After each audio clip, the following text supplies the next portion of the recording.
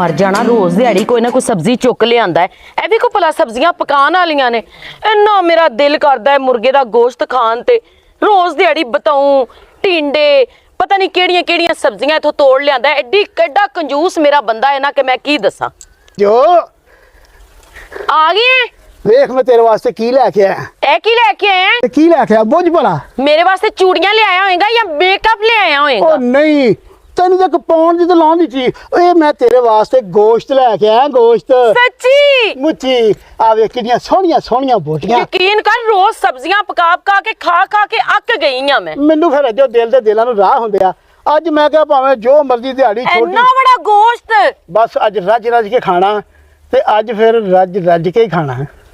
ਖਾ ਹੀ ਨਾ ਲਈ ਕਿਤੇ। ਨਹੀਂ ਮੈਂ ਕੀ ਖਾਣਾ ਤੈਨੂੰ ਉਦਾਂ ਗੋਸ਼ਤ ਬਣਾਵਾਂਗੇ ਆਪਾਂ।